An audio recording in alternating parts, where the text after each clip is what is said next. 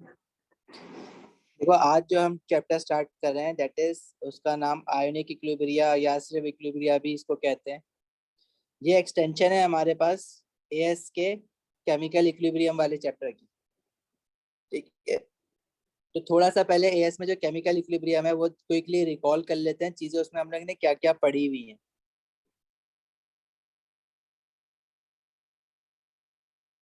देखो chemical equilibrium क्या होता है, ऐसा रिएक्शन जो रिवर्सिबल रिएक्शन हो, मतलब वो फॉरवर्ड भी जा रहा हो बैकवर्ड भी जा रहा हो at the same time. For example Haber process जो कि रिवर्सिबल रिएक्शन है, ये रिएक्शन फॉरवर्ड भी होता है और बैकवर्ड भी होता है। ठीक है, और इसमें देखो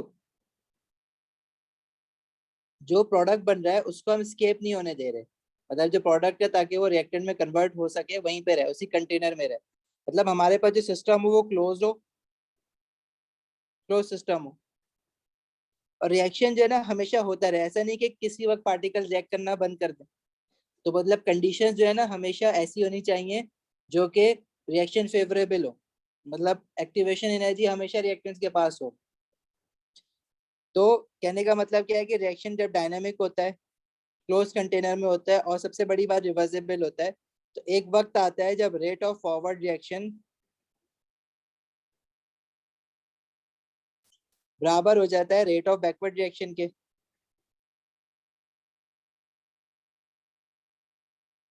तो उस चीज को हम क्या कहते थे एएस में कि हमारे पास केमिकल इक्विलिब्रियम स्टैब्लिश्ड हो गया है।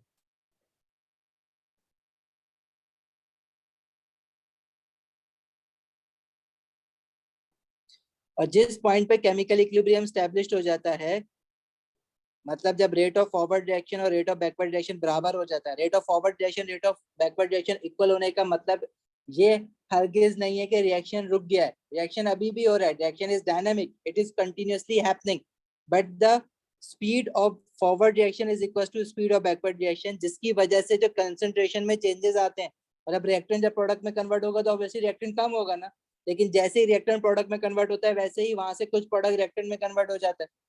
तो हमें ऐसा लगता है कि रिएक्शन में जो कंसंट्रेशंस हैं वो कांस्टेंट हो गई हैं, कांस्टेंट हो जाती है तो हमें लगता है कि वो रुका हुआ है, लेकिन वो बेसिकली रुका हुआ नहीं होता, वो जितना स्पीड में आगे जा रहा है उतनी स्पीड में पीछे भी आ रहा है। तो जो रिएक्टेंट जैसी प्रोडक्ट में कन्वर्ट होता है साइमल्टेनियसली उतना ही प्रोडक्ट रिएक्टर में भी कन्वर्ट हो जाता है। तो हमें ऐसा लगता है कि कंसंट्रेशन कांस्टेंट हो गई है, वैल्यूज उनकी चेंज नहीं हो रही है, लेकिन असल में फॉरवर्ड और बैकवर्ड रिएक्शन का रेट सेम होने की वजह से वो कंसंट्रेशन जैसे ही रिएक्टेंट प्रोडक्ट में कन्वर्ट हुआ प्रोडक्ट रिएक्टेंट में वापस कन्वर्ट हो गया, तो वो हम कहते हैं कि इक्विलिब्रियम पे आ गया, लेकिन रिएक्शन अभी भी हो रहा है, तो इसलिए इसको कहते हैं केमिकल इक्विलिब्रियम। और उसकी डायनामिक कंडीशन बहुत जरूरी है कि रिएक्शन रुका नहीं है किसी भी वक्त। ठीक है, अच्छा, फिर हम लोगों ने रिवर्सिबल रिएक्शन जब पढ़ा था, बहुत सारे रिवर्सिबल रिएक्शन देखे होंगे तुम लोगों ने, जैसे कि ये एसिड और अल्कोहल का देखा था। इथेनोइक एसिड अगर इथेनॉल के साथ रिएक्ट करेगा तो it will produce ester, ethyl ethanoate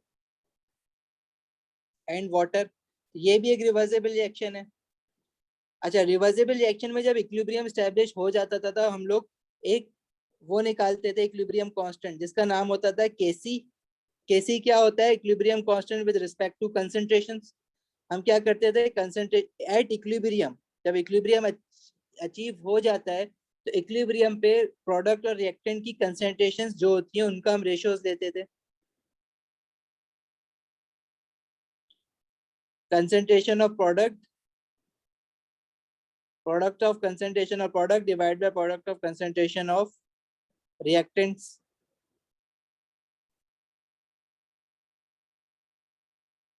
तो ये हमारे पास केसी का एक्सप्रेशन ऐसे बनता था। अगर जैसे ये ऊपर वाला है इसमें केसी का एक्सप्रेशन बनाना है, तो इसमें प्रोडक्ट है अमोनिया, और इसके अब 2 मोल्स हैं तो पावर अमोनिया की 2 बन जाएगी। और रिएक्टेंट में हमारे पास नाइट्रोजन है तो concentration of nitrogen and concentration of hydrogen, in brackets का मतलब क्या होता है, इट शोज कंसंट्रेशन। इसी तरह हम लोगों ने एक और इक्विलिब्रियम कांस्टेंट पढ़ा था जिसको हम कहते थे equilibrium constant with respect to pressure. लेकिन ये सिर्फ गैशियस रिएक्टेंट के लिए या प्रोडक्ट के लिए हो सकता है, क्योंकि प्रेशर जो है वो सिर्फ गैशियस स्पीशीज का होगा। अब वाटर का, इथाइल इथेनोएट का, इथेनॉल का, इथेनोइक एसिड का तो प्रेशर नहीं होगा कुछ भी। तो वो अमोनिया वाली इक्वेशन के लिए इसको मैं यूज कर सकता हूँ, partial pressure of ammonia divided by partial pressure of nitrogen into partial pressure of hydrogen. और क्योंकि मोल जो है वो पावर बन जाता था, तो ये केपी की एक्सप्रेशन है। अच्छा, अब ये सारी चीजें डिटेल में एएस में पढ़ी हुई, तो होपफुली तुम लोगों को ये चीजें आती हैं। अब खुदा ना खास्ता किसी को एएस का ये नहीं आता है, नहीं याद है, या किसी ने पढ़ा हुआ ही नहीं था, तो देखो मेरी इतनी हेल्प कर देना, क्लास के बाद मुझे एक मैसेज कर देना, ताकि मैं तुम लोगों को इसका रिकॉर्डेड लेक्चर दे दूं एएस का। क्योंकि A2 में हम लोग आगे नेक्स्ट लेवल पे जाने वाले हैं, और हम एएस के जो कॉन्सेप्ट थे वो ये सारे कॉन्सेप्ट थे जो अभी तक तुम्हारे सामने स्क्रीन पर है, लेकिन मैं इनकी डिटेल में नहीं जाऊंगा क्योंकि हमारा बहुत ज्यादा टाइम लग जाएगा, पे 2 क्लासेस इसी पे लग जाएंगी। तो अगर इन केस किसी का थोड़ा सा भी वीक है और वो रिवाइज करना चाहता है एएस का, तो मुझसे रिकॉर्डेड लेक्चर लेके देख लेना, उसमें तुम्हारा काम हो जाएगा। हम लोग चल रहे हैं इसमें नेक्स्ट स्टेप पे। अच्छा, ये सारी की सारी नॉलेज आपकी यूज होनी है ना, देखो यहाँ पे A2 में भी, इसलिए ये आपको रिवाइज होना जरूरी है। अब जो लोग एएस दे चुके हो उनके लिए ये एडवाइजेबल है कि आप लोग वो चैप्टर रिवाइज कर लो, क्वेश्चंस करने की जरूरत नहीं है। ठीक है, ऐसा नहीं कि क्वेश्चंस भी करने बैठ जाओ एएस के दोबारा से, जरूरत नहीं है। हाँ, जिन लोगों ने एएस अभी अक्टूबर नवंबर में देना है, तो वो ही तो ये चैप्टर अभी इस वीक दोबारा से रिवाइज कर लो विद क्वेश्चंस, ताकि तुम्हारा A2 का ये चैप्टर तुम्हें समझ आता रहे आगे। चलें आगे, ये कुछ पूछना है किसी को?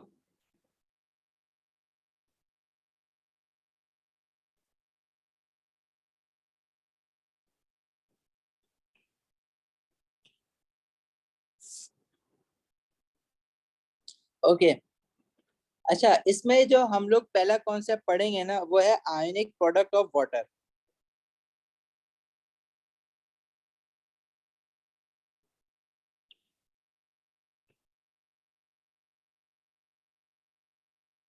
और उसको हम रिप्रेजेंट करते हैं KW से।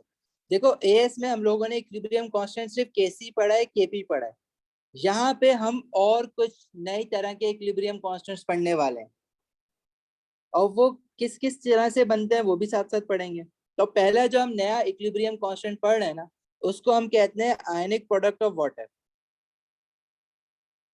KW उसका सिंबल है। अच्छा, वाटर में ना कुछ खास बात होती है। तुम्हें पता है वाटर जो है वो एएस में Bronsted Lowry acid and base पढ़ते वक्त तुम लोगों ने ये रियलाइज किया था कि वाटर जो है वो एसिडिक भी होता है और बेसिक भी होता है। मतलब वाटर को हम लोग एज अ एम्फोटेरिक ले रहे होते हैं। वैसे तो बचपन से पढ़ते आए हो कि वाटर तो न्यूट्रल सोल्यूशन है। हाँ, वाटर बिल्कुल न्यूट्रल है, लेकिन वो न्यूट्रल क्यों है वो मैं तुम्हें बताता हूँ। देखो, तुम लोगों ने ओ लेवल में इलेक्ट्रोलिसिस पढ़ा था। राहिम कुछ पूछ रहे हो? नहीं सर, मैंने ये पूछना था कि ये कंटिन्यूएशन ही है ना इलेक्ट्रोकेमिस्ट्री की?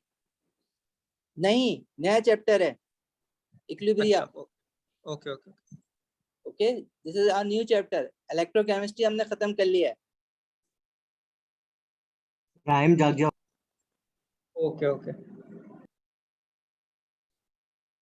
ठीक है, ये काफी लंबा चैप्टर है, और ध्यान से बहुत सारी चीजें साथ साथ याद रखने वाली है। कॉपी पेंसिल लेके बैठना, साथ साथ लिखते रहना। इसका हैंड आउट है, लेकिन फिर भी इसको साथ साथ लिखोगे तो तुम्हें ज्यादा बेटर समझ आएगा ये क्वेश्चन। और कैलकुलेटर्स भी, नेक्स्ट क्लास से कैलकुलेटर भी साथ लेके बैठना, कैलकुलेशन भी बहुत सारी है इसमें। अच्छा जी, अब देखो, तुमने इलेक्ट्रोलिसिस करते थे, लेट से तुम करते थे एक्वस सोडियम क्लोराइड की, तो तुम इसमें कहते थे कि सोडियम आइन होगा, क्लोराइड आइन होगा। और तुम कहते थे क्योंकि ये एक्वस है तो इसमें H पॉजिटिव आइन और OH नेगेटिव आइन भी होगा। ये कहाँ से आता था? हम कहते थे वाटर से आ रहा है, एक्वस है ना।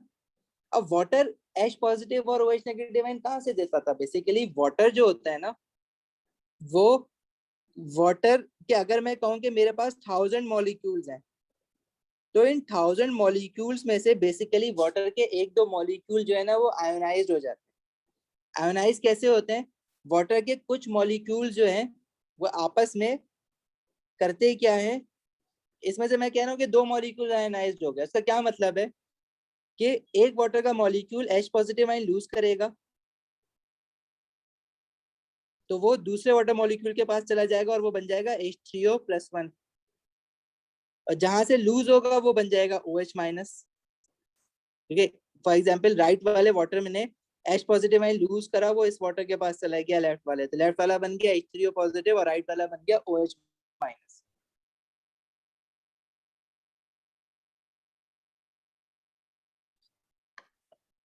अच्छा चलो एक चीज रिकॉल करते हैं।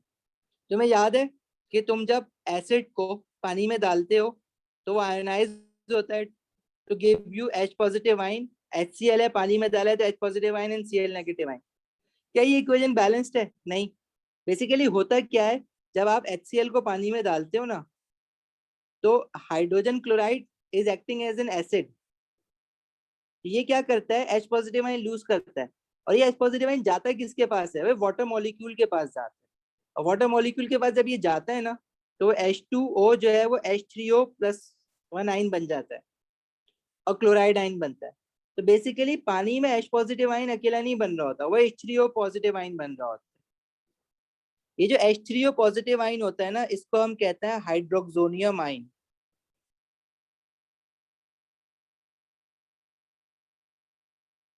सही है।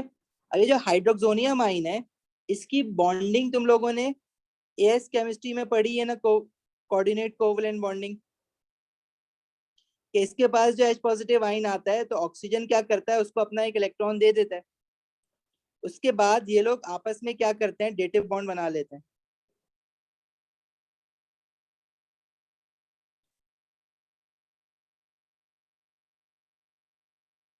और इस पूरे पे प्लस चार्ज आ जाता है। तो बेसिकली हम for the sake of simplicity आज तक ये जो H3O पॉजिटिव आयन बना है इसको हम लोग H पॉजिटिव आयन लिखते आए थे, लेकिन असल में वो अंदर जो है पानी के H3O पॉजिटिव आयन बनता है, हाइड्रोक्सोनियम आयन। हम for the sake of simplicity उसको H पॉजिटिव आयन लिखते आए हैं और लिखते रहेंगे। मतलब अभी भी तुम्हें H पॉजिटिव आयन अगर तुम लिख दोगे H3O पॉजिटिव आयन की जगह तो कोई मसले की बात नहीं है। सही है। लेकिन अब तुम्हें ये बात जरूर पता होनी चाहिए कि वो H3O पॉजिटिव आयन बन रहा होता है। तो देखो होता क्या है, चाहे मैं एसिड पानी में डालूं HCl तो क्या होगा, ये बनेगा H3O+1 आयन और Cl नेगेटिव आयन। और अगर मैं कोई बेस पानी में डालूं जैसे कि अमोनिया,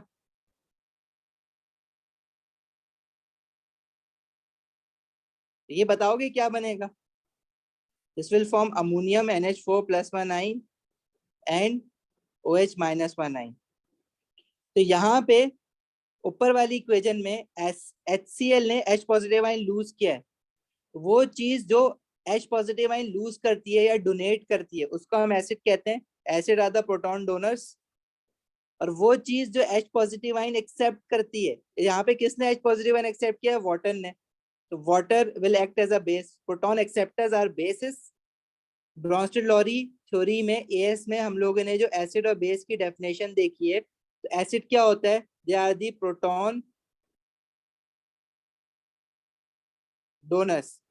और बेस क्या होता है, दे आर प्रोटॉन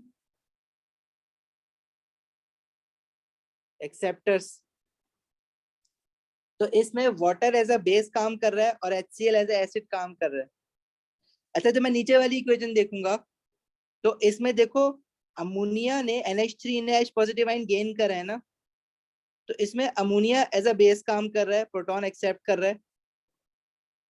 और वाटर के पास से H पॉजिटिव आयन निकला था जो कि अमोनिया मॉलिक्यूल के पास गया और अमोनियम आयन बना, तो वाटर एज एन एसिड काम करेगा।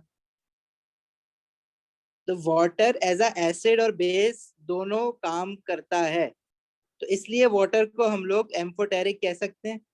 एम्फोटेरिक समझते हो ना, जो एसिड से भी रिएक्ट करे और बेस से भी रिएक्ट करे। लेकिन वाटर को हम लोग ओ लेवल तक तो न्यूट्रल कहते आए थे, एस में भी न्यूट्रल कहा था। अब इसको न्यूट्रल क्यों कहते हैं पता है? अगर दो वाटर मॉलिक्यूल एक साथ हैं तो उनमें से एक water molecule as an acid काम कर सकता है और एक water molecule as a base काम कर सकता है। और ये रिवर्सिबल रिएक्शन होता है, मतलब एक वाटर मॉलिक्यूल ने अगर H पॉजिटिव आयन लूज करें तो दूसरा water molecule H3O positive ion बना लेगा और दूसरा OH नेगेटिव आयन बना लेगा। अब इस H3O पॉजिटिव आयन की जगह पे मैं H पॉजिटिव आयन भी लिख सकता हूँ, लेकिन देखो जितने वाटर मॉलिक्यूल डिसोसिएट हुए हैं इसको हम कहते हैं dissociation of water molecules. This is basically known as ionisation या डिसोसिएशन ऑफ वाटर मॉलिक्यूल। जैसे आयोनाइजेशन ऑफ एसिड्स होता है वैसे आयोनाइजेशन ऑफ वाटर मॉलिक्यूल भी होता है। डिसोसिएशन और आयोनाइजेशन ऑफ H2O मॉलिक्यूल्स। सही है। अच्छा, इस चीज को हम H3O पॉजिटिव आयन की जगह पे for the sake of simplicity कि ये हमें अलाउ है करना, हम करते भी आए बचपन से, H पॉजिटिव और OH नेगेटिव आयन लिख सकते हैं। लेकिन फिर तुम कहोगे कि इक्वेशन बैलेंस नहीं देख रही है, क्योंकि असल में वो ये होता है H3O पॉजिटिव।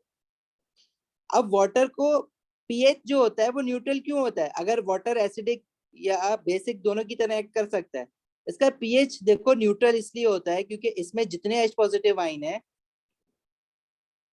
उतने ही OH नेगेटिव आयन भी है ना, इसलिए इसका पीएच जो होता है वो 7 होता है, न्यूट्रल होता है।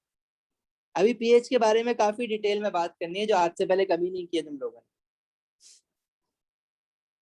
समझ आती है यहाँ तक बात? तो basically this is known as ionisation of water molecule. और वाटर के मॉलिक्यूल आपस में खुद ही आयनाइज हो रहे होते हैं। अगर तुम प्योर वाटर लोगे ना तो ये आयनाइजेशन इसमें हो रही होगी ऑलरेडी, आप उसको इंड्यूस नहीं करवा सकते। मतलब आप कहोगे मैं उसको रोक दूं या मैं ज्यादा करवा दूं, आपने कुछ खुद नहीं डाला है। इस आयनाइजेशन को हम कहते हैं ऑटो आयनाइजेशन, क्योंकि ये ऑलरेडी खुद ब खुद ऑटोमेटिकली हो रही होती है। तो this is also known as auto ionisation of H2O molecules या वाटर मॉलिक्यूल्स। सही है। तो इसमें हो क्या रहा है, किसी एक वाटर मॉलिक्यूल में लोन पेयर है। अगर मैं इसको इस तरह से मॉलिक्यूल का स्ट्रक्चर बना के देखूं, वाटर बैंड शेप होता है ना, एक वाटर मॉलिक्यूल ये है, दूसरा वाटर मॉलिक्यूल लेट से ये है।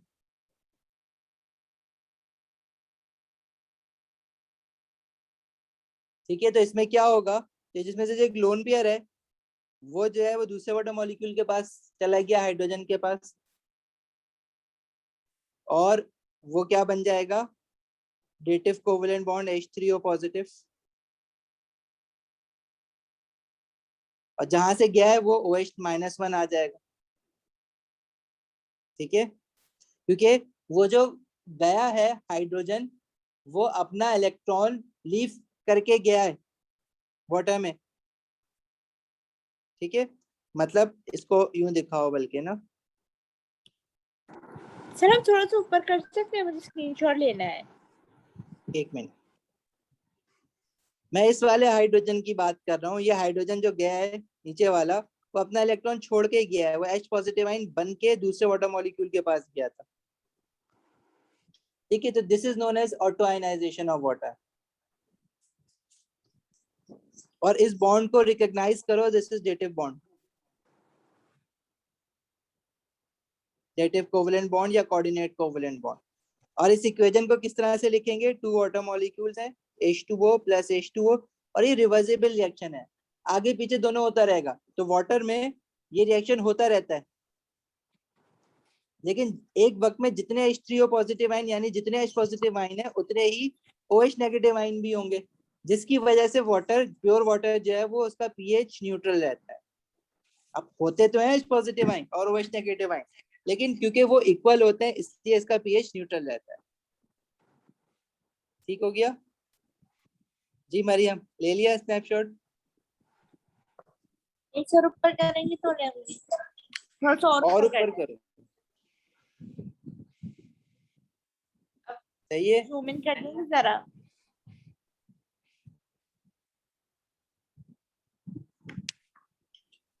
आप ले लिया स्क्रीनशॉट। अच्छा, किसी को कोई कंफ्यूजन यहाँ तक?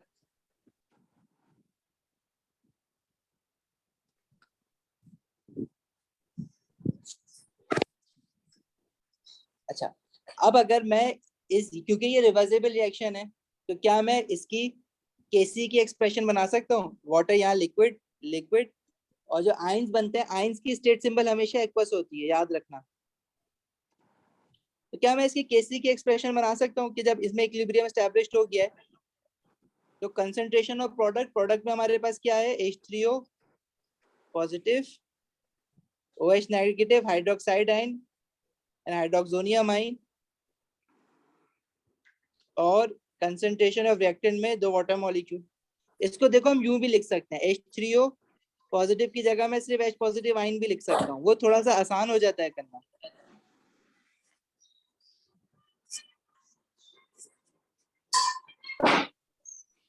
ठीक है मरियम, पूछ रहे हो कुछ? अच्छा, अब देखो वाटर जो है वो लिक्विड फॉर्म में मैंने लिया है लेफ्ट हैंड साइड पे, तो वो एक्वस तो नहीं है, और कंसंट्रेशन तो एक्वस की ही होती है। कहने का मतलब क्या है कि वाटर के अगर फॉर एग्जांपल मैं तुम्हें कहूं कि 10,000 मॉलिक्यूल्स थे, तो उसमें से मोस्ट प्रोबेबली जो आयोनाइज्ड होंगे ना, वो सिर्फ 2 या 3 ही होंगे। मतलब इससे भी ज्यादा बड़ा डिफरेंस होता है। मैं तो आपको ऐसी बना के दे रहा हूँ, लेकिन अभी मैं जब कैलकुलेट कराऊंगा ना डिफरेंस, तो इससे भी बहुत ज्यादा बड़ा डिफरेंस होता है।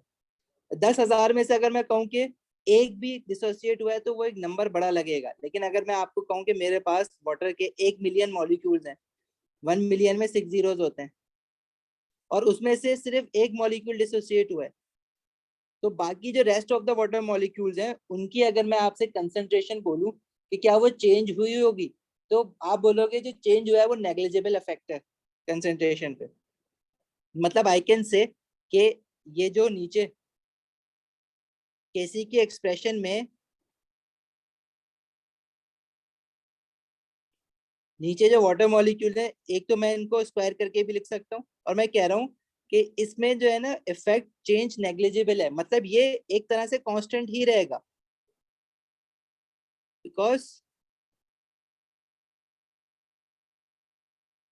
Change is negligible. और जब इसने कांस्टेंट ही रहना है, तो ये एक नया कांस्टेंट बनेगा। इससे बेटर है कि एक नया कांस्टेंट बने, तो मैं उसको, जो केसी वाला मेरा कांस्टेंट है, इसको हम क्या कहते हैं? Equilibrium constant with respect to concentration. This is equilibrium constant with respect to concentrations. तो इन दोनों कांस्टेंट को अलग अलग साथ लेने के बजाय मैं इनको मिला के एक नया कांस्टेंट बना लेता हूँ।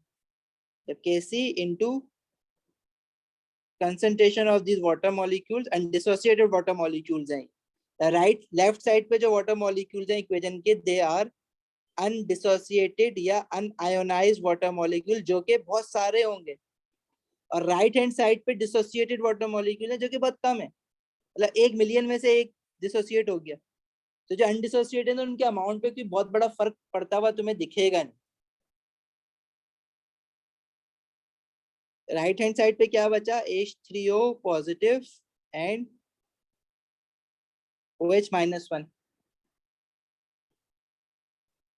अब ये जो लेफ्ट हैंड साइड पे दो कांस्टेंट एक साथ आ गए, इनको मिला के जो है ना, मैं एक नया कांस्टेंट बना लेता हूँ, और उसको मैं नाम दे रहा हूँ KW। राइट हैंड साइड पे मेरे पास यही रहेगा, H3O positive ion and OH negative ion. और इसको मैं इस फॉर्म में भी लिख सकता हूँ कि अगर मैं H3O पॉजिटिव ना लिखना चाहूँ, H पॉजिटिव लिखना चाहूँ, we can also write it like this, H positive ion and OH negative ion. And this KW is known as water dissociation constant. ठीक है, या इसको हम आयनिक प्रोडक्ट ऑफ वाटर भी कहते हैं, इसके दो नाम होते हैं। ठीक है, KW, इसको we usually call as ionic product of water. सही है, समझ आई है यहाँ तक बात क्या हुई है? नई चीज है, पहले कभी नहीं पढ़ा होगा। Ionic product of water basically क्या शो कर रहा है? Extent of ionisation of water. Basically physically ये तुम्हें क्या चीज शो कर रहा है? KW shows extent of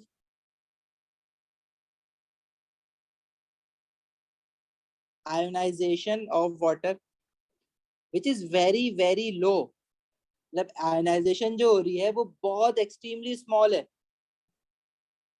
तो वाटर की कंसंट्रेशन में आयनाइजेशन होने की वजह से कोई फर्क पड़ेगा नहीं, बहुत कम होती है ये।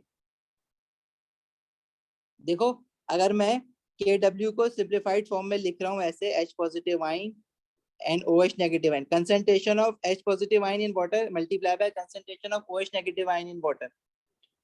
तो इसकी जो वैल्यू होती है ना वो इतनी छोटी होती है इन दोनों का प्रोडक्ट लेके, दैट इज 1 एक्सपोनेंट -14।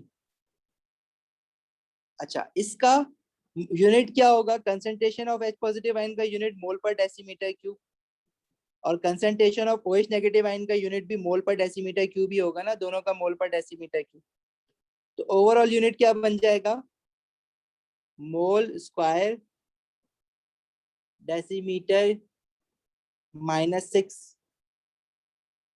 अच्छा, ये जो वैल्यू मैंने बताई है आपको, ये एक पर्टिकुलर टेम्परेचर पे होती है। At temperature of standard temperature की बात कर रहे हैं, 298 केल्विन। इलेक्ट्रोकेमिस्ट्री में पढ़ा है ना स्टैंडर्ड टेम्परेचर क्या है, और 25 डिग्री सेल्सियस।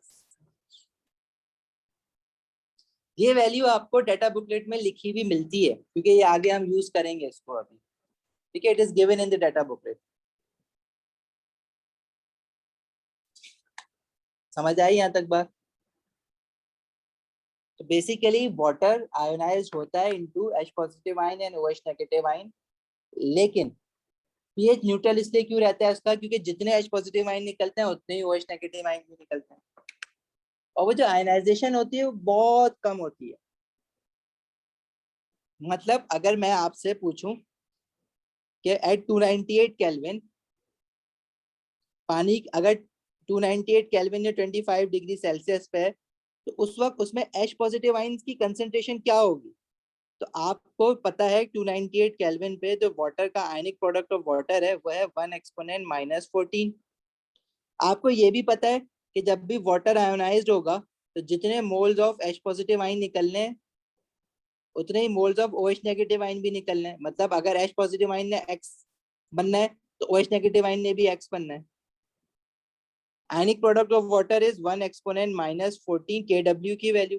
अगर मैं कहूं कि H पॉजिटिव आयन 1 मोल निकला है, OH नेगेटिव आयन 1 मोल निकला है, या 1 मोल पर डेसीमीटर क्यूब निकला है, तो मैं X की वैल्यू कैसे निकाल सकता हूँ? X square is equal to 1 exponent -14। X basically क्या है? It can be concentration of H positive ion as well as concentration of OH negative ion equilibrium पे, एट इक्विलिब्रियम ऑफ कोर्स, क्योंकि ionic product भी equilibrium पे ही है ना। तो x की वैल्यू कैसे निकालोगे? √1 एक्सपोनेंट -14, और वो कितनी आ जाएगी? 1 एक्सपोनेंट -7। तो basically concentration of H positive ion, or you can say concentration of OH negative ion at of water at 25 degree Celsius is same 1 exponent -7 मोल पर decimetre cube of H positive ion होगा तुम्हारे पास।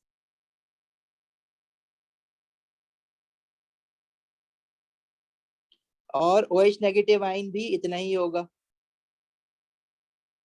इसलिए ये neutral कहलाएगा solution. जब भी देखो H positive ion की कंसंट्रेशन या नंबर ऑफ मोल्स बराबर होंगे OH नेगेटिव आयन के, तो सॉल्यूशन तुम्हारे पास क्या कहलाता है? न्यूट्रल। सर अगर लेकिन हम अगर लोग स्टैंडर्ड कंडीशंस को चेंज करते हैं तो क्या H पॉजिटिव आयन और OH नेगेटिव आयन की कंसंट्रेशन पे इफेक्ट पड़ेगा? अगर हम क्या करते हैं? अगर हम लोग स्टैंडर्ड कंडीशंस को चेंज करते हैं, उससे डाइवर्ट करते हैं, तो बिल्कुल। उस स्टैंडर्ड कंडीशन यहाँ पे जो अंडर डिस्कशन है वो टेम्परेचर है, तो टेम्परेचर चेंज करोगे तो फर्क पड़ेगा। अभी क्या फर्क पड़ेगा वो हम देखते हैं, ठीक है। अच्छा, अगर H पॉजिटिव आयन ज्यादा होंगे OH नेगेटिव आयन से तो सोल्यूशन एसिडिक हो जाता है, और जब सोल्यूशन एसिडिक होता है तो pH लेस देन 7 चला जाता है। अगर न्यूट्रल है, मतलब H positive ion OH negative ion बराबर है, तो सोल्यूशन न्यूट्रल है और pH 7 है। लेकिन अगर हमारे पास H पॉजिटिव आयन कम हो और OH नेगेटिव आयन ज्यादा हो तो सोल्यूशन एल्कलाइन हो जाता है, और उस वक्त pH हमारे पास कितना होगा, ग्रेटर देन 7। सही है। हम बेसिकली ट्राई पता है क्या करने जा रहे हैं, हम अब pH को मैथमेटिकली कैलकुलेट करने जाएंगे with the concentration of H positive ions.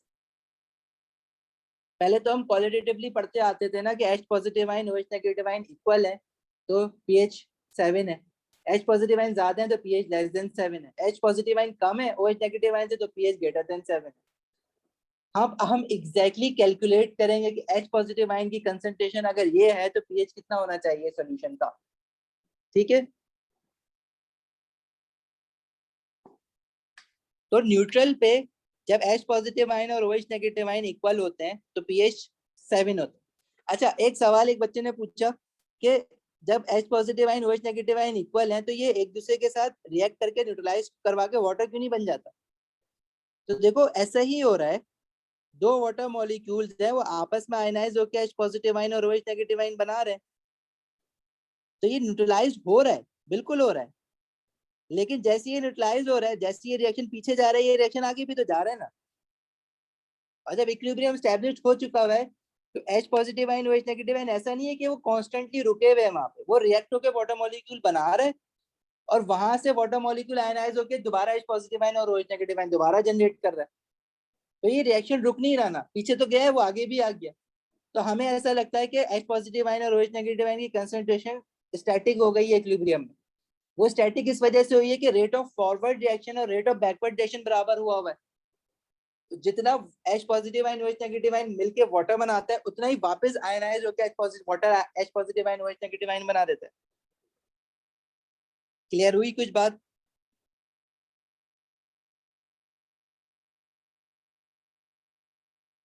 आगे बढ़े, किसी को कुछ पूछना है?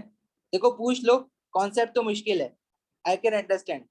तो आप लोग फ्रेंकली पूछते रहोगे चीजें, क्वेश्चन जितने पूछोगे उतना ही तुम्हारा काम आसान हो जाएगा।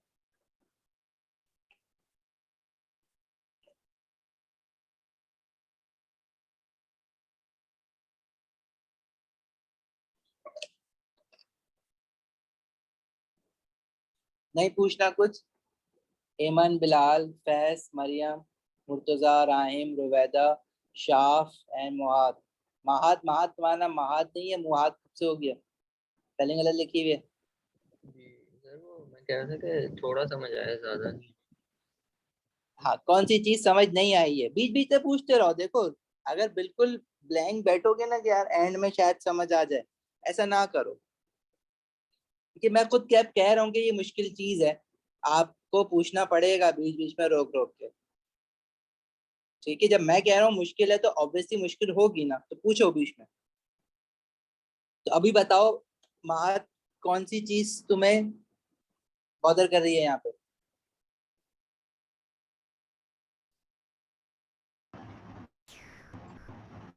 जी बिलाल। सर मुझे ये समझ नहीं आया कि आपने जो H प्लस आयन और OH माइनस आयन था, आपने इसको X से क्यों इक्वेट करा? उसको हमने क्या करा? X से क्यों इक्वेट करा? हमें X इक्वल टू क्यों लिख लिया कि H प्लस आयन होता है और OH माइनस आयन? दोबारा कहोगे, मुझे समझ नहीं आई बात। जो हमने जो लिखा है ना सर कि H plus ion equals to OH minus ion, भाई ये सब X से इक्वेट, पहले हमने ये ऐसा क्यों करा था? मुझे समझ नहीं आ रहा था ये। किसी को बात समझ आई क्या कह रहा है बिलाल? मुझे यहाँ तक तो समझ आ गई। अच्छा, ये क्यों कह रहे हो कि X से क्यों इक्वेट करा? जी जी। अच्छा, कोई वैल्यू मुझे निकालनी थी ना इसकी, तो तुम H positive ion OH negative ion ही रहे। तो मैं ये दिखाना चाह रहा था कि दोनों इक्वल आए ना, तो अगर मैं H पॉजिटिव आयन की कंसंट्रेशन x मोल पर डेसीमीटर क्यूब कह रहा हूँ तो OH की भी x ही बोलूंगा। तुम y से कर लो, कोई वैल्यू है इसकी जगह पे वो मुझे निकालनी है, तो मैंने वो x कर देता ना, लेट अननोन बी x, वो करा था बस। अच्छा अच्छा चलो ठीक है, समझ गया। Anything else Ruwaida, Aiman? No sir. Sir ये x से आपने क्या निकाला है, ये वैल्यू गिवन थी? ये वैल्यू गिवन थी 1 एक्सपोनेंट माइनस 14। मैंने एच Data पॉजिटिव book आइन में की होगी? जगह, डाटा बुकलेट में बिल्कुल है, पहले पेज पे खोलो, डाटा बुकलेट मिल जाएगी। अच्छा, तो आपने इससे इक्वेट करके क्या निकाला है, ये h मैंने पॉजिटिव और x OH निकाला है नेगेटिव? कि कंसंट्रेशन निकल गई है। मतलब पानी जब 25 डिग्री सेल्सियस पे रखा होता है तो उसमें H पॉजिटिव आइन ऑलरेडी इतना होता है 1 एक्सपोनेंट माइनस 7, और OH नेगेटिव आइन भी 1 एक्सपोनेंट माइनस 7 होता है उसमें।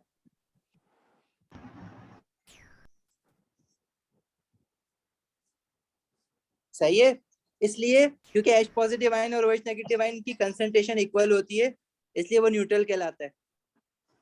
अब मुर्तजा ने पूछा कि अगर हम स्टैंडर्ड टेम्परेचर को आगे या पीछे करें, देखो दिस इज H2O,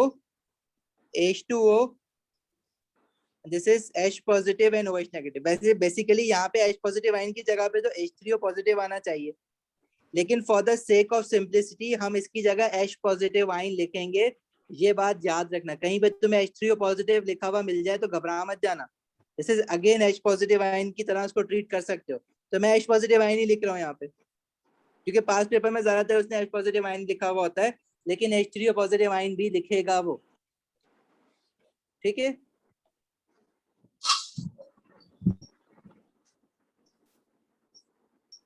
क्या मैं इस रिएक्शन को यूं लिख सकता हूँ, लेफ्ट साइड पे जो दो वाटर मॉलिक्यूल अलग अलग लिखे हैं, मैं 2 मोल ऑफ वाटर एक साथ करके लिख दूं? इस तरह से भी लिखा जा सकता है ये।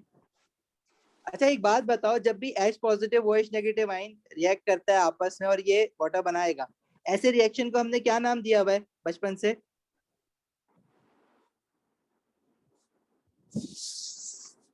नाम लो जल्दी से।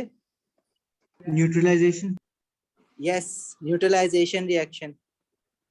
जब भी एसिड और एल्कली का रिएक्शन हुआ था, उसकी आयनिक इक्वेशन बनाते थे तो न्यूट्रलाइजेशन रिएक्शन कहते थे ना उसको। Acid alkali, acid base, acid metal carbonate, salt and water जिसमें बनता है, दैट इज न्यूट्रलाइजेशन रिएक्शन, क्योंकि उसकी आयनिक इक्वेशन ऐसी बनती है H positive OH negative and water. Neutralisation reaction जब होता है तो एनर्जी रिलीज होती है ना, एक्सोथर्मिक होते हैं न्यूट्रलाइजेशन रिएक्शन। रिमेंबर AS में तुम लोग प्रैक्टिकल करते थे पॉलीस्टाइरीन कप में, तो तुम लोग क्या करते थे, एल्कली को जब एसिड में या एसिड को एल्कली में डालते थे और थर्मामीटर लगा होता था तो टेम्परेचर इंक्रीज होता था, because neutralisation reaction is exothermic. मतलब जब ये इक्वेशन राइट टू लेफ्ट जाएगी, दैट इज एक्सोथर्मिक। एग्री कर रहे हो इस बात से सारे?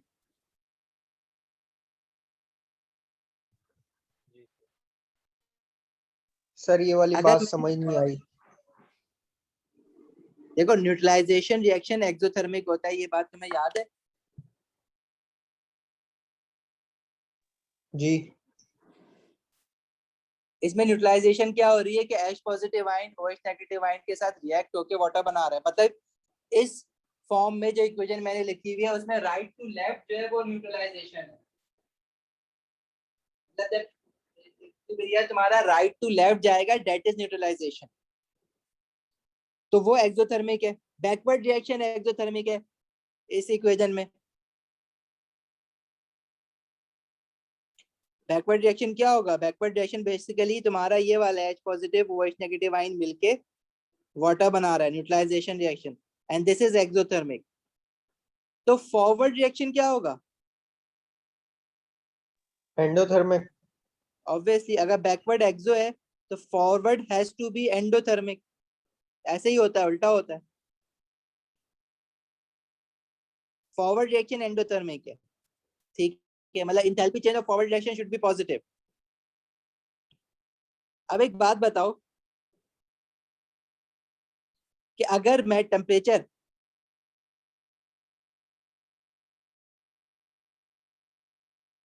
if temperature of water is increased, मतलब मैं इंक्रीज कर रहा हूं by more than 25 degree Celsius या 298 केल्विन, तो इक्विलिब्रियम मोर टुवर्ड्स राइट जाएगा या लेफ्ट जाएगा?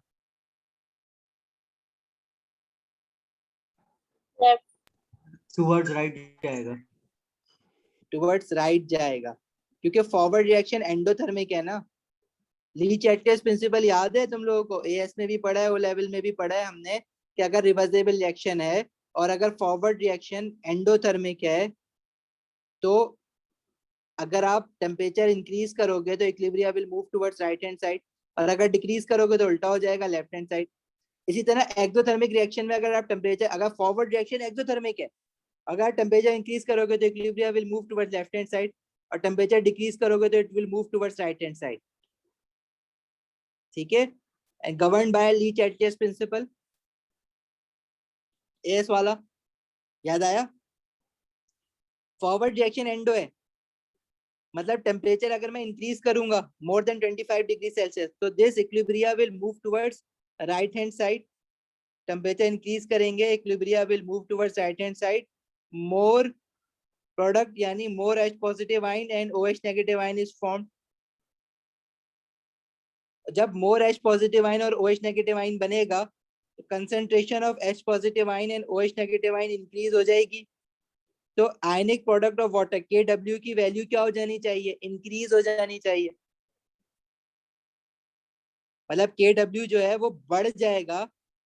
हमने 25 डिग्री सेल्सियस पे Kw की वैल्यू देखी 1 एक्सपोनेंट -14 मोल स्क्वायर DM -6, तो at temperature greater than 25 degree Celsius Kw की वैल्यू जो है वो ज्यादा होगी। 1 एक्सपोनेंट -14 से वैल्यू बढ़ के ज्यादा हो जाएगी। अब कितनी हो रही है वो एक अलग कहानी है, वो आगे देखेंगे, फिलहाल ज्यादा हो गई है। ठीक है, समझ आई बात? मुर्तजा तुमने पूछा था ना? जी सर। अब और अगर सर इस अगर बात, टेम्परेचर दूसरी तरफ लेकर जाएंगे तो वो और कम होती जाएगी Kw बिल्कुल, की वैल्यू। अगर आप टेम्परेचर कम करोगे 25 डिग्री सेल्सियस से तो Kw की वैल्यू कम हो जाएगी। मतलब Kw will be less than 1 exponent -14 जो कि स्टैंडर्ड टेम्परेचर पे। कब? जब आप टेम्परेचर जो है वो लेस देन 25 डिग्री सेल्सियस कर दोगे या 298 केल्विन कर दोगे। हाँ जी, कोई सवाल किसी का?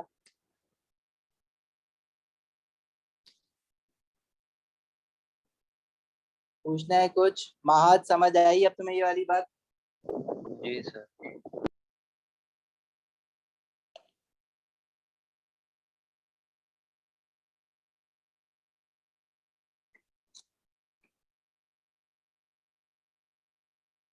अच्छा चलो अब नेक्स्ट कॉन्सेप्ट पे चलते हैं। देखो अभी तक जो हमने चीज देखी ना, वो हमने देखा आयनिक प्रोडक्ट ऑफ वाटर क्या होता है।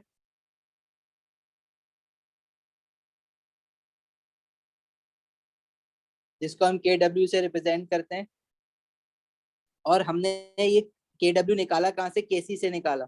Kc से कैसे निकाला? हमने बोला कि जो वाटर मॉलिक्यूल्स हैं वो आपस में ऑटो आयोनाइज होते हैं to form H positive ion and OH negative ion. अगर मैं इनकी Kc की एक्सप्रेशन बनाऊंगा तो वो concentration of H positive ion, concentration of OH negative ion, H positive ion की जगह H3O पॉजिटिव आयन भी लिख सकते हो, सही है, और कंसंट्रेशन ऑफ वाटर मॉलिक्यूल्स। फिर हमने बात की कि जो वाटर मॉलिक्यूल्स हैं उनकी कंसंट्रेशन में कोई फर्क नहीं आ रहा है, बहुत नेग्लिजिबल फर्क है, तो उनको भी हम एज अ कांस्टेंट ट्रीट करेंगे। तो उनको जब हम कांस्टेंट ट्रीट करेंगे तो Kc का जो कांस्टेंट है उसके साथ उन दोनों को मल्टीप्लाई करा दो तो एक नया कांस्टेंट बन जाएगा, और उस नए कांस्टेंट को हमने नाम दिया Kw ionic product of water, जिसकी इक्वेशन ये होती है H positive ion and OH negative ion. इसमें concentration of H positive ion और OH नेगेटिव आयन मल्टीप्लाई करोगे तो Kw की वैल्यू आ जाएगी। ठीक है, अच्छा Kw की वैल्यू एट 298 केल्विन या 25 डिग्री सेल्सियस, जो कि आयनिक प्रोडक्ट ऑफ वाटर के नाम से आपको डाटा बुकलेट में दिया हुआ है, वो वैल्यू होती है 1 एक्सपोनेंट -14 और उसका यूनिट होता है मोल स्क्वायर DM-6। यूनिट जो है वो मोल पर डेसीमीटर क्यूब करके आ गया, ठीक है।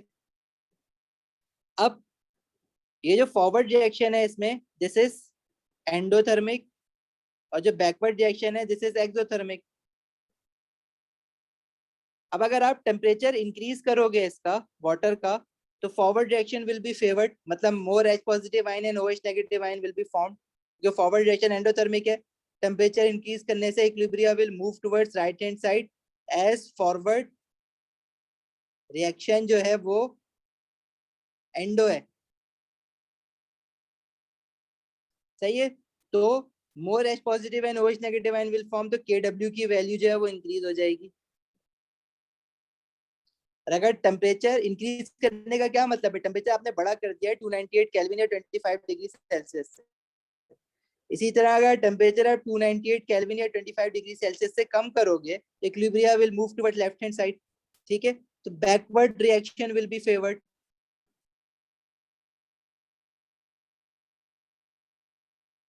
और KW की वैल्यू जो हो जाएगी वो कम हो जाएगी। ये सारी बातें अभी तक हमने की, ये मैंने एक तुम्हें कोई रिकैप दे दिया जो आज की क्लास के स्टार्ट से एंड तक हमने अभी पढ़ा है। सर तो ये आगे जो बढ़ते हम हैं। सब कर रहे हैं इसका मकसद क्या है? pH ढूंढना? बेसिकली इसका मकसद जो है वो pH की तरफ जाना है। तो pH पे जाने से पहले हम लोग देख रहे हैं कि हो क्या रहा है, H positive ion OH negative ion आ कहाँ से रहा है। तो एग्जैक्टली अब हम जो आगे चीज पढ़ने वाले हैं वह है pH calculations.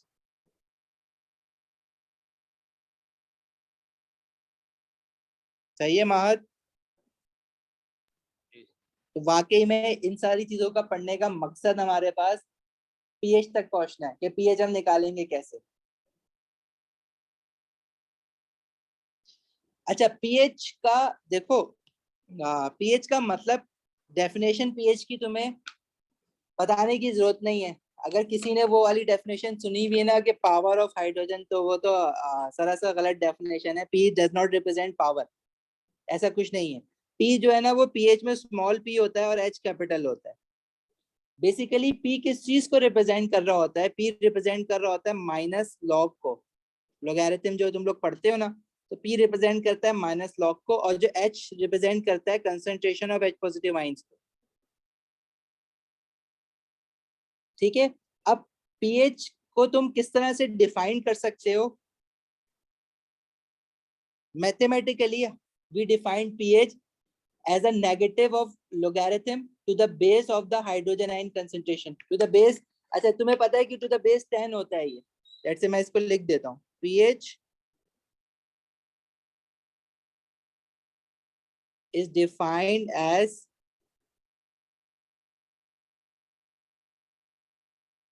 negative logarithm to the base 10 of the hydrogen ion concentration। उनका इसकी डेफिनेशन आती है एग्जाम में? यार इसकी डेफिनेशन आई थिंक एक बार आई है। क्या हो गया, डेफिनेशन इतनी भी मुश्किल नहीं है। अभी लॉगरिथम देखो, कैलकुलेटर में आपके पास जो लॉग की की होती है ना, उसकी कुछ बेसिस वगैरह होती है। अब जो मैथ्स वाले हैं उनको तो पता होगा कि लॉग जो है उसकी बेस 10 भी हो सकती है और कोई डिफरेंट बेस भी रख सकते हो, लेकिन जो हम लोग लॉग नॉर्मली यूज करते हैं उसकी बेस 10 होती है। बेस 10 मतलब कि जब लॉग की में नीचे 10 लिखा हुआ होता है, डेट इज बेस 10। अगर कुछ नहीं लिखा हुआ ना, वो भी बेस 10 को रिप्रेजेंट करता है।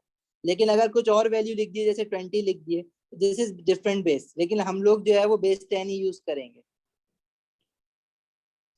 अच्छा, पीएच का फॉर्मूला क्या बनेगा?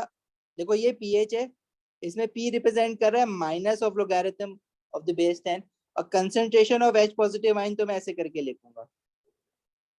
ये फॉर्मूला है पीएच का। पीएच हम ऐसे निकालते हैं, मतलब मैं कैलकुलेटर में माइनस दबाऊंगा, फिर लॉग वाली की दबाऊंगा और एच पॉजिटिव आयन की कंसंट्रेशन दबाऊंगा। देखो कोई भी चीज अगर एसिडिक है या अल्कलाइन है वो या न्यूट्रल है, वो कौन सी चीज आपको बता रही है? वो H पॉजिटिव आयन की कंसंट्रेशन बता रही है। अगर H पॉजिटिव आयन की कंसंट्रेशन OH नेगेटिव आयन की कंसंट्रेशन के इक्वल है तो हम कह देते हैं कि न्यूट्रल है। अगर H पॉजिटिव आयन की कंसंट्रेशन ज्यादा हो जाएगी OH नेगेटिव आयन की कंसंट्रेशन के तो हम कहेंगे कि वो एसिडिक है। और अगर H पॉजिटिव आयन की कंसंट्रेशन OH नेगेटिव आयन से कम हो जाएगी तो हम कहेंगे कि वो अल्कलाइन है। अब कितनी कम हो रही है उसके हिसाब से अल्कलिनिटी पे फर्क आता जाएगा। बहुत ज्यादा H पॉजिटिव आयन कम हो गए तो सोल्यूशन जो है ज्यादा अल्कलाइन कहलाएगा। ऐसा ही है ना?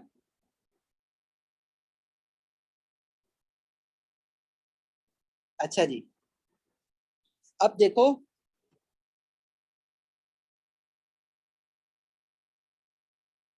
इसमें है क्या कि मैं लॉग क्यों लेके आ रहा हूँ, मैं डायरेक्ट कंसंट्रेशन की टर्म्स में बात कर लूं तो मसला हमारे पास वहीं पे आ जाता है कि कंसंट्रेशन जब मैंने एट 298 केल्विन देखा था तो वाटर में जब मैंने concentration of H positive ion निकाली थी तो 1 एक्सपोनेंट माइनस 7 मोल पर डेसीमीटर क्यूब आ रही थी। KW जब 1 एक्सपोनेंट माइनस 14 था। ये नंबर बहुत बड़ा है। इस बड़े नंबर को यूज करना ना हमारे लिए बड़ा मुश्किल था। अगर तुम लोगों को याद हो एस में जब तुम लोगों ने आयनाइजेशन एनर्जीज पढ़ा था तो उसके साथ तुम लॉग लगा देते हो ताकि वो वैल्यू जो बड़ी बड़ी वैल्यूज है वो छोटी बन जाए। सही है। इसी तरह इलेक्ट्रोकेमिस्ट्री में A2 में जब तुम लोगों ने नॉनेस्ट इक्वेशन देखी थी तो उसमें कंसंट्रेशन के साथ लॉग लगाया हुआ था ताकि वो बड़ी वैल्यूज है वो छोटी वैल्यूज बन जाए। इसी तरह यहाँ पे भी कंसंट्रेशन के साथ सिर्फ और सिर्फ लॉग लगाने का पर्पस ये है कि आपकी जो बड़ी वैल्यूज है वो छोटी बन जाए। और जो तुम्हारा लोग वाटर होता है, क्या है? ये लोग होता क्या है? लॉग क्या होता है? अच्छा मरियम कैलकुलेटर है सामने? अभी नहीं, अभी नहीं है। नहीं, कोई मैथ्स का चीता बैठा हुआ है अभी यहाँ पे, मतलब जिसकी बहुत अच्छी शाफ। क्या हालात हैं तुम्हारे मैथ्स के?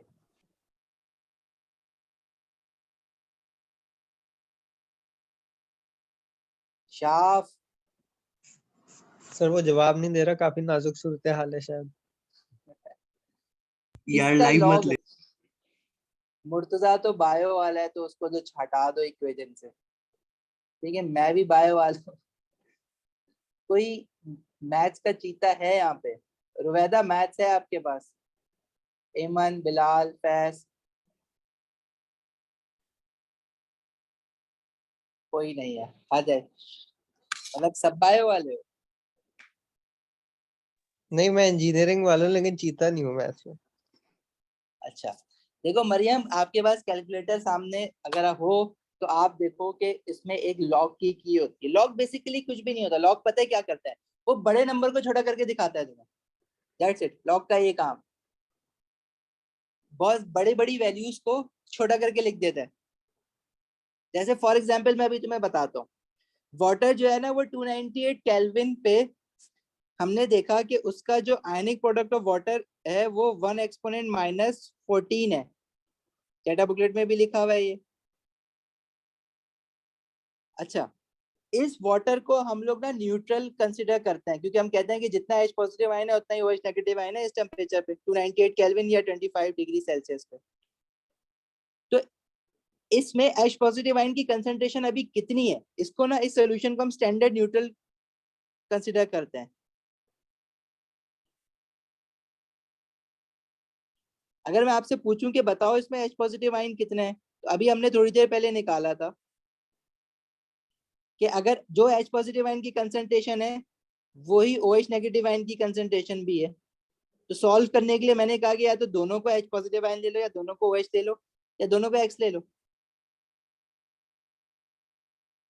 तो 1 एक्सपोनेंट माइनस 14 तो ionic product of water KW की वैल्यू है। H पॉजिटिव आयन और OH नेगेटिव आयन की जगह मैंने XX ले लिया तो ये क्या बना, x स्क्वायर 1 एक्सपोनेंट माइनस 14 और x की वैल्यू जो मैंने निकाली वो अंडर रूट 1 एक्सपोनेंट माइनस 14 जो कि कितनी आई थी 1 एक्सपोनेंट माइनस 7 मोल पर डेसीमीटर क्यूब।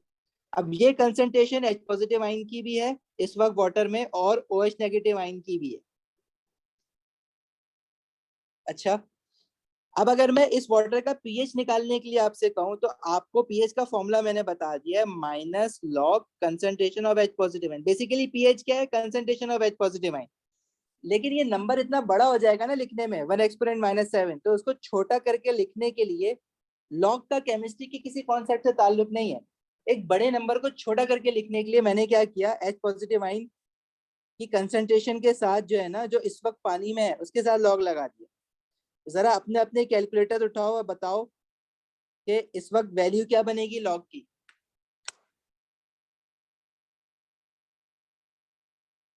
जी 7। सर 7। 7 आया न्यूट्रल पीएच। तो हमने क्या करा, हमने बोला जब वाटर 298 केल्विन या 25 डिग्री सेल्सियस पे है उस वक्त H पॉजिटिव आयन की जितनी कंसंट्रेशन होगी उससे जो पीएच निकलेगा उसको हम स्टैंडर्ड न्यूट्रल बोलेंगे, यानी कि न्यूट्रल पीएच उसको बोलेंगे। अब अगर किसी भी वजह से पानी की कंसंट्रेशन H पॉजिटिव आयन जो कि 1 एक्सपोनेंट -7 से आगे पीछे होती है, चाहे ज्यादा हो चाहे कम हो, तो फिर पीएच 7 से डेविएट होगा। अब वो कम ज्यादा किस वजह से हो सकती है, एक तो हमने टेम्परेचर का रीजन देखा, लेकिन उससे इफेक्ट बहुत कोई ज्यादा नहीं आता, बहुत मामूली सा इफेक्ट आता। हाँ, अब अगर तुम पानी के अंदर एसिड डाल दो जो कि H पॉजिटिव आयन देगा, तो H पॉजिटिव आयन की कंसंट्रेशन बढ़ जाएगी, पीएच जो है वो एसिडिक हो जाएगा, मतलब 7 से कम हो जाएगा। और अगर तुम बढ़ा दो H पॉजिटिव आयन की कम कर दो H पॉजिटिव आयन की कंसंट्रेशन, तो अल्कलाइन हो जाएगा। मतलब फॉर एग्जांपल अगर मैं इस वाटर में जो 298 केल्विन पे था उसमें H पॉजिटिव आयन 1 एक्सपोनेंट -7 होता है, जिसपे उसका पीएच जो आता है वो 7 आता है, न्यूट्रल सॉल्यूशन कहलाता है वो।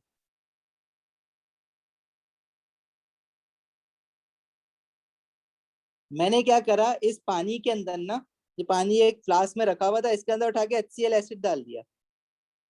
अच्छा, मैंने इसमें एसिड डाला ना, लेट से मैंने 0.01 मोल पर डेसीमीटर क्यूब ऑफ एसिड इसमें ऐड करा दिया। एसिड उसकी कंसंट्रेशन मैंने ली 0.1 मोल पर डेसीमीटर क्यूब।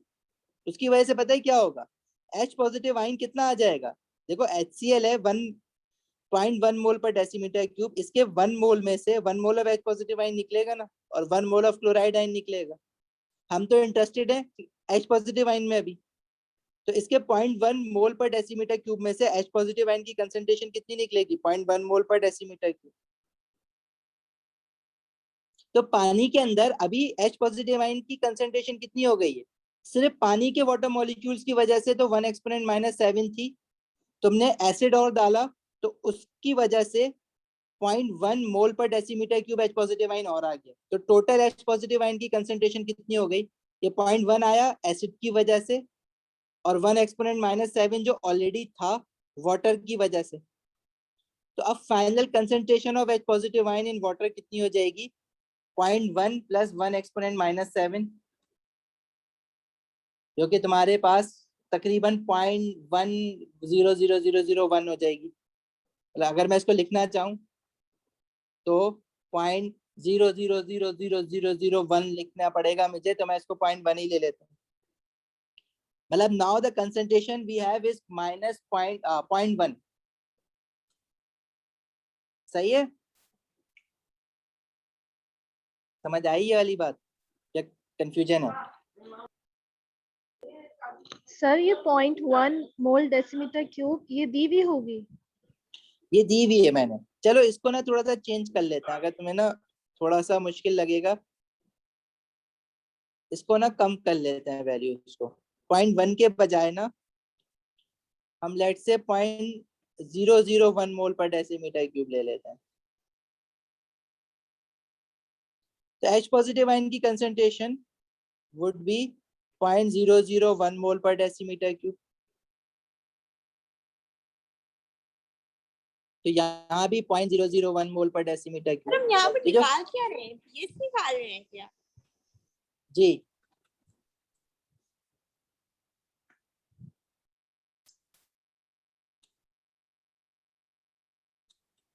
ठीक है। अच्छा, अब जो final concentration of H positive ion हो गई है ना, वो देखो कितनी हो जाएगी, 1 एक्सपोनेंट -7 प्लस 0.001।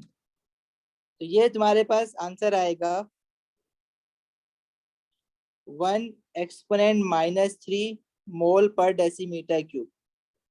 तो जब मैंने न्यूट्रल पानी के अंदर कुछ एसिड डाल दिया तो फाइनल H पॉजिटिव आयन की कंसंट्रेशन ये हो गई। अब मुझे पता है कि ये जो कंसंट्रेशन है, ये H पॉजिटिव आयन की जो कंसंट्रेशन है, ये बड़ी है एज कंपेयर टू 1 एक्सपोनेंट -7। लेकिन देखो तुम्हें ना मुश्किल होगी स्टैंडर्ड फॉर्म को कंपेयर करने में। तुम बोलोगे यार 1 एक्सपोनेंट -3 बड़ा है या 1 एक्सपोनेंट -7 बड़ा है, या तुम इसको यूं लिखने बैठ जाओ 0.001 बड़ा है या 0.0000006 जीरोस लगाने है ना, 1 बड़ा है। तो इसी मुश्किल से बचने के लिए ना हमने लॉग लगा दिया इन वैल्यूज के साथ, ताकि उनको छोटा करके नंबर को दिखा दे। तो अगर मैं इस 1 एक्सपोनेंट -3 के साथ भी लॉग लगा दूं, यानी वो पीएच निकाल देगा मुझे, minus log concentration of H positive ion. तो minus log H positive ion है 1 एक्सपोनेंट -3। अब H पॉजिटिव आयन की कंसंट्रेशन बेसिकली बड़ी है, पहले थी 1 एक्सपोनेंट -7, तुमने एसिड डाला तो वो 1 एक्सपोनेंट -3 मोल पर डेसीमीटर क्यूब हो गया। स्टैंडर्ड फॉर्म देख के शायद तुम्हें डायरेक्टली नहीं एकदम समझ नहीं आ जाए कि बड़ी है, लेकिन जब तुम लॉग लगा दोगे इसके साथ तो जरा माइनस लॉग 1 एक्सपोनेंट -3 लगाओ, बताओ क्या 3 वैल्यू बन रही है। This is 3। तो पीएच की वैल्यू क्या आ गई, 3। तो पीएच कम हो गया, यहाँ पे 1 एक्सपोनेंट -7 पे पीएच था 7 और अब हो गया पीएच 3। मतलब जब आपने H पॉजिटिव आयन की कंसंट्रेशन बढ़ाई तो पीएच कम आता है जब माइनस लॉग लगाते हो, तो पीएच 3 आ गया, तो it mean solution is acidic. समझ आई अब बात, थोड़ी बहुत समझ आई? जी सर। ओके।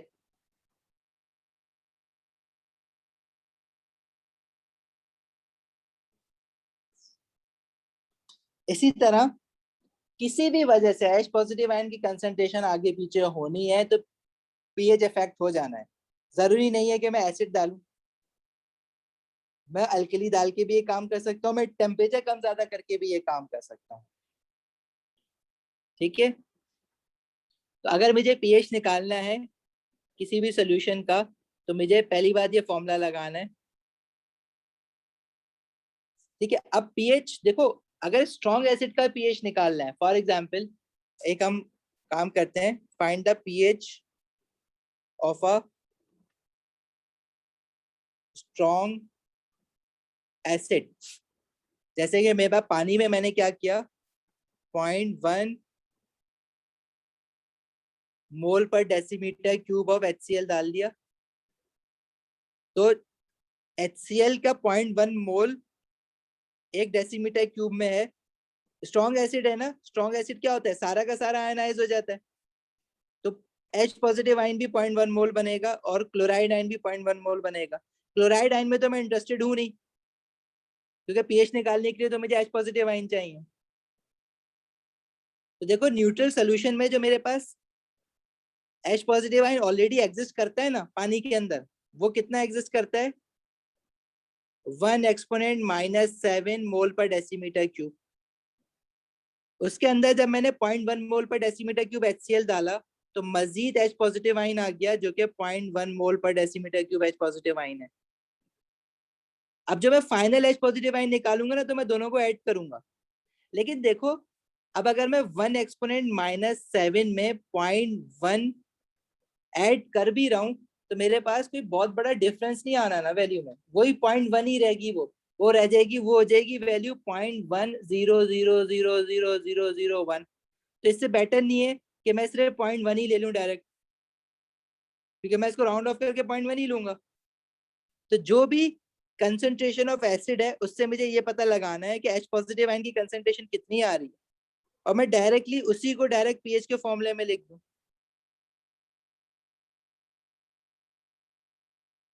तो मैंने माइनस लॉग डायरेक्टली 0.1 लिख दिया। तुम कहोगे नहीं, टेक्निकल बात तो ये है कि 1 एक्सपोनेंट -7 भी ऐड होना चाहिए, तो भाई तुम ऐड कर लो, तो वो पाएगा 0.1000001। तो दोनों से आंसर एग्जैक्टली सेम आना है। तुम 10 डेसिमल प्लेस तक तो आंसर वैसे भी नहीं दोगे ना पीएच का, 1 डेसिमल प्लेस तक दे दोगे हार्डली, तो कोई फर्क नहीं पड़ेगा आंसर पे। अगर तुम 0.00001 लगाओगे तो तुम्हारे पास जो वैल्यू आ जाएगी वो 0.9999, और अगर तुम 0.1 लगाओगे तुम्हारे पास जो वैल्यू आएगी वो एग्जैक्टली 1 आ जाएगी। ठीक है, तो हम जो है इतनी लिबर्टी हमें दी गई है कि हम डायरेक्टली 0.1 लिख देंगे, इसको इग्नोर कर सकते हैं। अगर तुम ना करना चाहो एक अलग बात है, बट हम कर सकते हैं। सही है, बात समझ आई?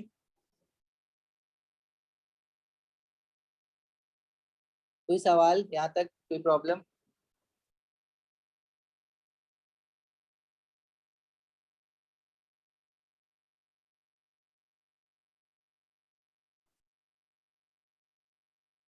सर उसका पीएच 7 से चेंज होके 1 हो गया? जी, मतलब सोल्यूशन एसिडिक हुआ है। ओके।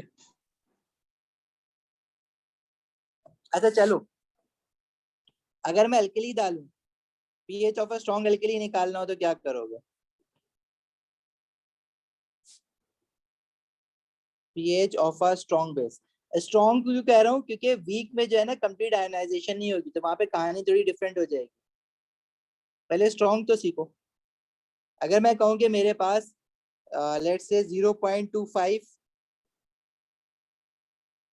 मोल पर decimetre cube of sodium hydroxide है, तो मुझे पता है सोडियम हाइड्रोक्साइड स्ट्रॉन्ग अल्कली है, ये पूरी की पूरी आयनाइज हो जाती है to form Na positive ion and OH negative ion. अगर मैं कह रहा हूँ कि मेरे पास ये 0.25 मोल है पर डेसीमीटर क्यूब, तो Na पॉजिटिव आयन भी और OH नेगेटिव आयन भी 0.25 मोल पर डेसीमीटर क्यूब ही बनेगा। तो इस बार मैं इंटरेस्टेड हूँ OH नेगेटिव आयन में। अच्छा, अगर मुझे पीएच निकालना है ना, तो मुझे तो minus log of H positive ion चाहिए। अब यहाँ पे OH नेगेटिव आयन, तो मैं OH नेगेटिव आयन अगर सोल्यूशन में 0.25 है तो H पॉजिटिव आयन कितना होगा वो कैसे निकालूंगा? मैं KW की एक्सप्रेशन यूज करूंगा, एनी प्रोडक्ट ऑफ वाटर की। ये बात चल रही है तुम्हारी 298 केल्विन वाले टेम्परेचर पे, तो KW की वैल्यू होती है 1 एक्सपोनेंट -14। H पॉजिटिव आयन की वैल्यू तुम्हें निकालनी है, OH नेगेटिव आयन तुम्हें पता है 0.25 है, तो पहले यहाँ से आप H पॉजिटिव आयन निकाल लो। 1 एक्सपोनेंट -14 डिवाइड बाय 0.25। ये जो H पॉजिटिव आयन की वैल्यू आ रही है डेट वुड बी 4 एक्सपोनेंट -14 मोल पर डेसीमीटर क्यूब, और इसको उठा के इस फॉर्मूला में रख दो, तो ये 0.1 मोल पर डेसीमीटर क्यूब सोडियम हाइड्रोक्साइड का पीएच आ जाएगा। देखो पीएच सिर्फ H पॉजिटिव आयन से निकाला जाता है, चाहे वो 14 आए चाहे वो 1 आए, चाहे वो अल्कलाइन है चाहे वो एसिडिक है चाहे वो न्यूट्रल है, हम पीएच H पॉजिटिव आयन को देख के निकालते हैं, OH नेगेटिव आयन से देख के नहीं निकालते हैं। कौन सी चीज अगर न्यूट्रल है तो H positive OH negative ion बराबर है, अगर एसिडिक है तो H पॉजिटिव आयन ज्यादा है, और अगर अल्कलाइन है तो मतलब H पॉजिटिव आयन कम है। तो इससे जो तुम पीएच निकालोगे वो वैल्यू आ रही है तुम्हारी कितनी, 13.4। इट मींस के सोल्यूशन अल्कलाइन है, जो कि किस वजह से है, सोडियम हाइड्रोक्साइड की वजह से, लेकिन निकालोगे H पॉजिटिव आयन की कंसंट्रेशन से। समझ आई बात ये वाली?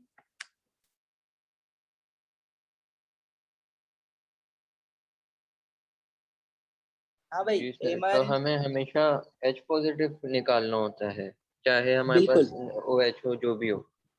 एग्जैक्ट आपके पास अगर OH है तो आप H पॉजिटिव आयन पहले निकालो और फिर पीएच निकालो।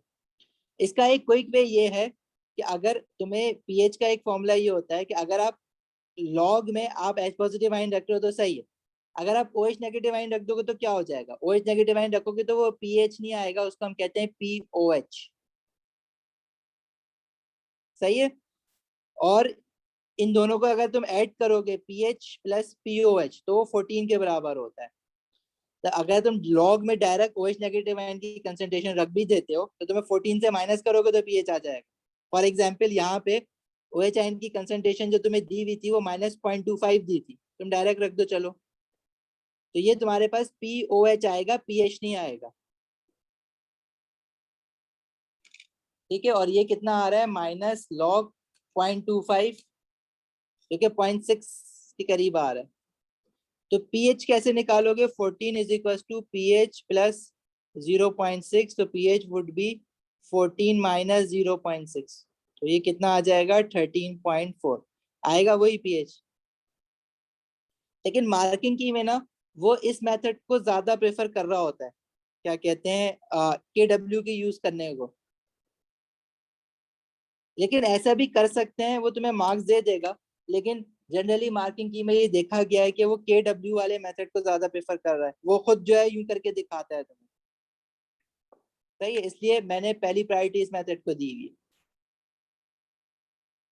सही है सर, यानी हमें किसी भी एलिमेंट के कंपाउंड का पीएच निकालना हो तो हमें सिर्फ H का निकालना है और किसी चीज का नहीं निकालना। एलिमेंट के कंपाउंड का क्या कह रहे हो मरियम, एलिमेंट या कंपाउंड का। एलिमेंट या कंपाउंड का पीएच क्यों निकालोगे, सोल्यूशन का पीएच निकालोगे, उस सोल्यूशन में H पॉजिटिव आयन कितना है वो निकालोगे। और कैसे निकालोगे, अगर उसको मैंने एसिड डाला है तो स्ट्रॉन्ग एसिड डाला है, तो जो एसिड की कंसंट्रेशन है देखो फॉर एग्जांपल ना, उसमें मैं एक क्वेश्चन और कराता हूँ। अगर मैं आपसे कहूँ कि मेरे पास 0.005 मोल पर decimetre cube of sulphuric acid मैंने वाटर में डाला है, तो क्या मुझे पीएच बता सकते हो कितना होगा।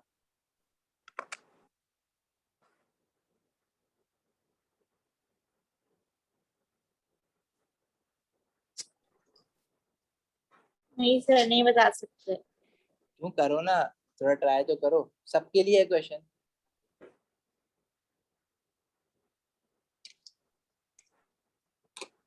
जी give it a short try. तो मुझे नहीं ये सॉल्व करना आता। अच्छा एक मिनट, थोड़ा वक्त लो, बाकियों को भी वक्त दो। Let's see who can do it. Bilal, Murtaza, Rahim, shaft. Sir 11.7 आ रहा है क्या आंसर? सल्फ्यूरिक एसिड का पीएच 11.7 हो सकता है, स्ट्रॉन्ग 2 एसिड आ है। रहा है। राहिम 2 या शाफ कैसे? 2 आ रहा है। बाकी बताओ क्या आ रहा है।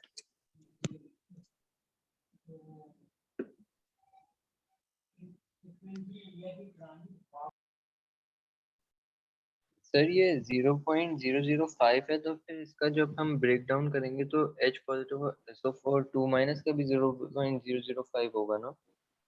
2 व्हाट?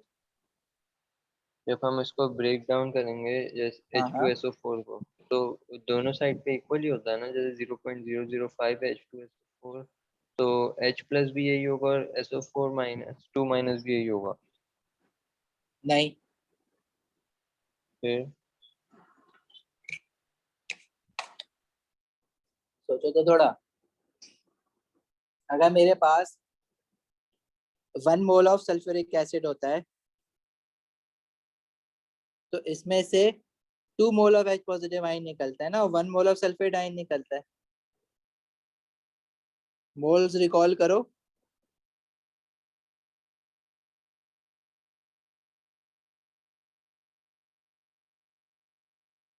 इसका क्या मतलब है, अगर मेरे पास 0.005 मोल पर decimetre cube of sulphuric acid है, तो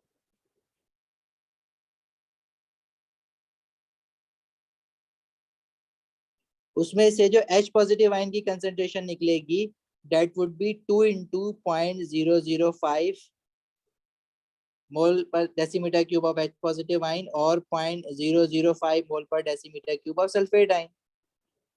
तो H पॉजिटिव आयन की कंसंट्रेशन बेसिकली 2 into 0.005 निकलनी है, अभी जो भी वैल्यू आ रही है। समझ आई बात? तो ये कंसंट्रेशन होगी 0.01 मोल पर डेसीमीटर क्यूब। ठीक है, तुमने इसको पानी में डाला है, अब पीएच क्या होगा, -log of H positive ion.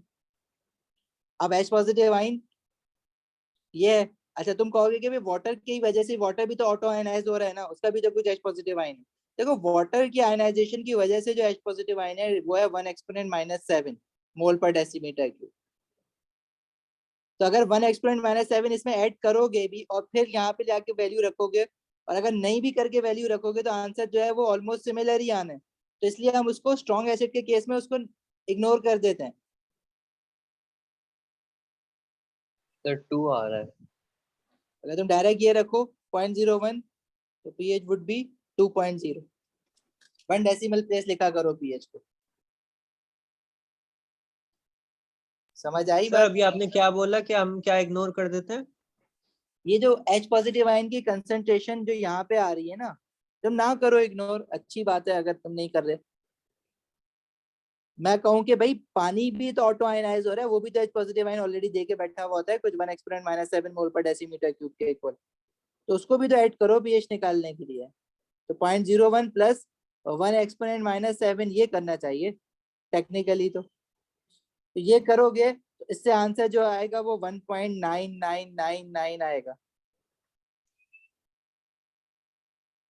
लेकिन उसमें मैं बताया था ना कि आपको इतनी लिबर्टी दी हुई है कि उसको इस स्ट्रॉन्ग एसिड के केस में इग्नोर कर सकते हो, अगर आप नहीं करना चाहते तो ना करो, ठीक है। वीक एसिड के केस में फिर हम इसको इग्नोर कर भी नहीं सकते, वहां पे हमें ना इसको कंसिडर करना पड़ेगा। तो पीएच ऑफ स्ट्रॉन्ग एसिड निकालना तो बड़ा आसान है, वीक एसिड में थोड़ा सा जद्दोजहद हमें करनी पड़ेगी, जो कि हम नेक्स्ट क्लास में करेंगे। लेकिन उससे पहले मेक श्योर कि आज की क्लास में जितना पढ़ा है ना वो अच्छी तरह तुम्हें रिवाइज होना चाहिए।